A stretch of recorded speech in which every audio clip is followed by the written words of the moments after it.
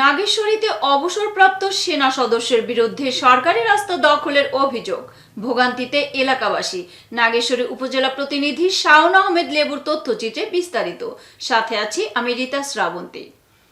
কুড়িগ্রামের নাগেশ্বরীতে পৌরসভাধীন ৯ নম্বর ওয়ার্ডের অবসরপ্রাপ্ত সেনা সদস্য বেলাল হোসেনের বিরুদ্ধে বেড়া দিয়ে সরকারি রাস্তা দখলের অভিযোগ করেছে এলাকাবাসী।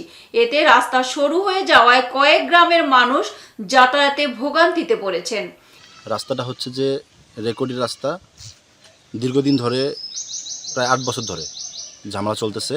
অনেক এলাকার যে সার্ভারগুলো আছে, আমিন আছে, ওনারা মাপযোগ করছে। মাপযোগ করার পরে এই বিল্ডিংওয়ালা যে বাড়িটা বেলাল হোসেন, ইনি কোনো ক্রমেই মানেন না মানার কারণে স্থানীয় লোকজন এটা ইউনো বরাবর একটা দরখাস্ত করছিল। দরখাস্ত করার পর ইউনো বলছে যে এটা যেহেতু পৌরসভার রাস্তা, পৌরসভা বরাবর একটা দরখাস্ত। এ নিয়ে স্থানীয়রা উপজেলা প্রশাসন সহ বিভিন্ন দপ্তরে লিখিত অভিযোগ দিলে রাস্তাটি দখলমুক্ত হলেও আবারও স্থানীয় প্রভাব খাটিয়ে দখল করেন এবং এলাকাবাসীর বিরুদ্ধে মিথ্যা মামলা করেন তিনি। পৌরসভা বরাবর দরখাস্ত করার পরে উনি একদিন আসি জায়গাটা দেখে গেছিল। পরে 3 দিন মাপ দিছে। প্রথম দিন মাপ দিছে যে জায়গায় খুঁটি পড়ছে ওনার বিল্ডিং ভাঙা লাগে। দিন যে মাপছে, ইতিপূর্বে যে মাপগুলো দিছে এলাকার স্থানীয়রা সেম মাপ। উনি স্বীকার তখন ইউনো বলছে যে মাপ কি ঠিক আছে? বলছে হ্যাঁ মাপ ঠিক আছে। তো এখন কি করবেন? বিল্ডিং আপনি সরাবেন নাকি আমি সরাই নেব? বলছে যে না ঠিক আছে, আমার বিল্ডিং আমি আমার নিজ খরচে সরাই নেব।